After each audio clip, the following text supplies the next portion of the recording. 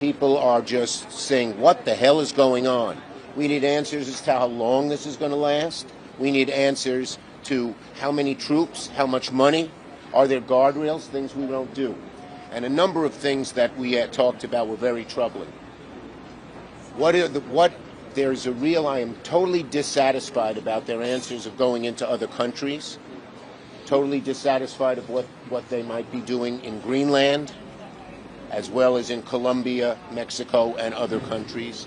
And we're also totally dissatisfied about succession. They're relying to help them run Venezuela, help Trump run Venezuela, of the most unreliable, corrupt people who hate America. Step one is the stabilization of the country. We don't want it descending into chaos. Part of that stabilization, and the reason why we understand and believe that we have the strongest leverage possible, is our quarantine.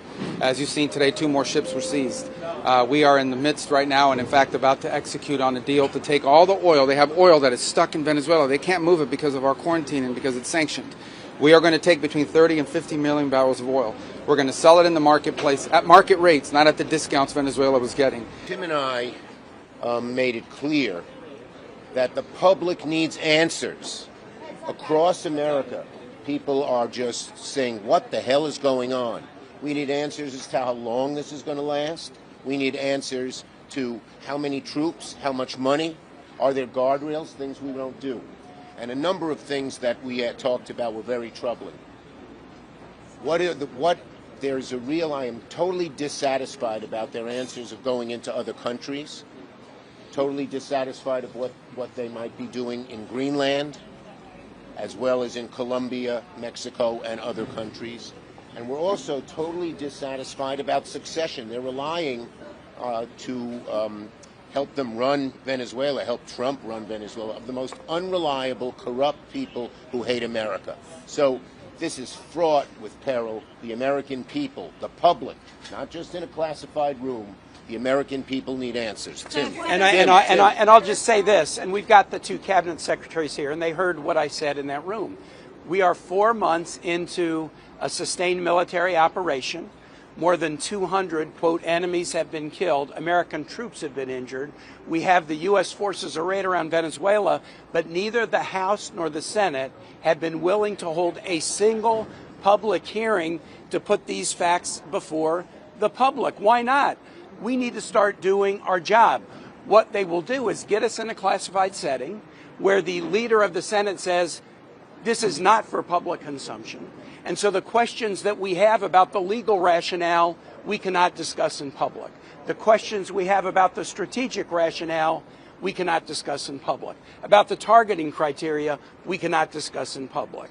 About what's next, is Greenland next, is Colombia or Mexico or Cuba next, it's very hard to discuss in public.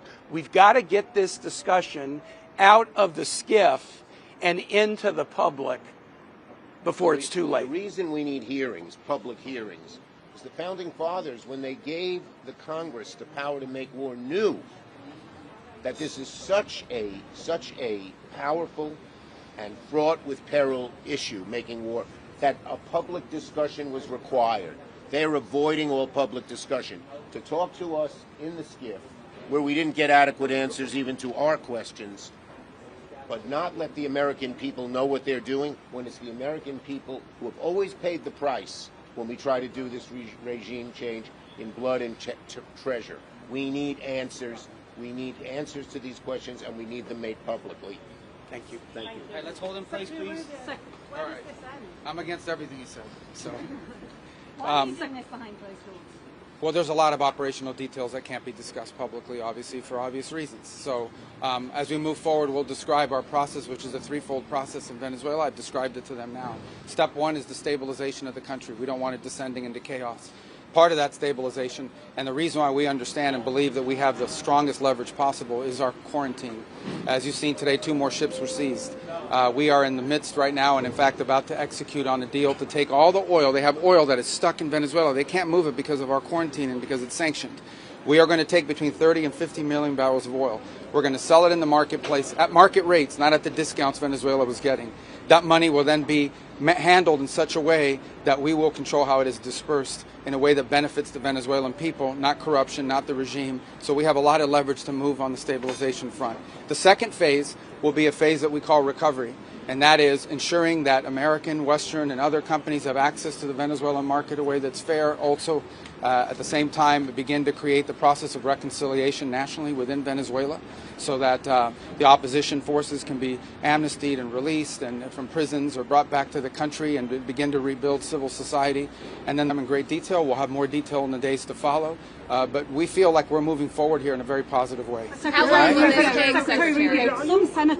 Some senators who were in that briefing describing your operation variously as that you're winging it, that there's no plan for Venezuela going forward. Yeah, I know. They're going to say that. I used to be a senator, too. That's what you always say when it's the other party. The bottom line is we've gone into great detail with them about the planning. We've described it to them. In fact, it's not just winging it. It's not just saying or speculating it's going to happen. It's already happening.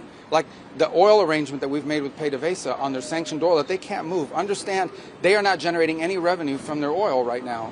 They can't move it unless we allow it to move because we have sanctions, because we're enforcing those sanctions. This is tremendous leverage. We are exercising it in a positive way. The president described it last night. Secretary will have more to say on it today, who is involved in running this portfolio.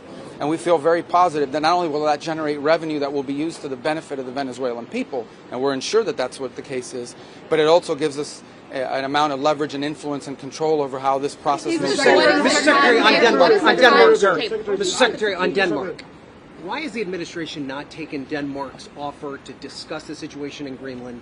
And I'll be meeting with them next week. But will you take military intervention off the table? I'm not here to talk about Denmark or military intervention. I'll be meeting with them next week. We'll have those conversations with them then.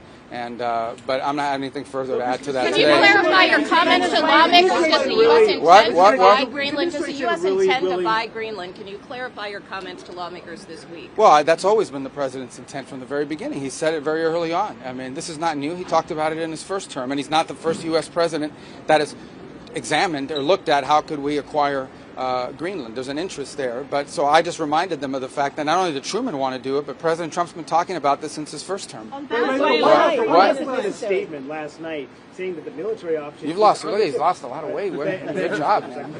They said the military option is on the table. So is the administration really willing to risk the NATO alliance by potentially moving ahead? Guys, military option? What I think the White House said yesterday is what I will tell you now, and I've always said. The president always retained the option. Every president, not this president, every president always retains the option. I'm not talking about Greenland. I'm just talking about globally. If the president identifies a threat to the national security of the United States, every president retains the option to address it through military means. As a diplomat, which is what I am now, and what we work on, we always prefer to settle it in different ways. That included in Venezuela. We tried repeatedly to reach an outcome here that did not involve having to go in and grab an indicted drug trafficker. Those were unsuccessful, unfortunately. Venezuela, the people of Venezuela are waking up to the same regime. Do you not worry about that? Well, first of all, the bottom line is that there is a process now in place where we have tremendous control and leverage over what those interim authorities are doing and are able to do. But obviously this will be a process of transition. In the end, it will be up to the Venezuelan people to transform their country.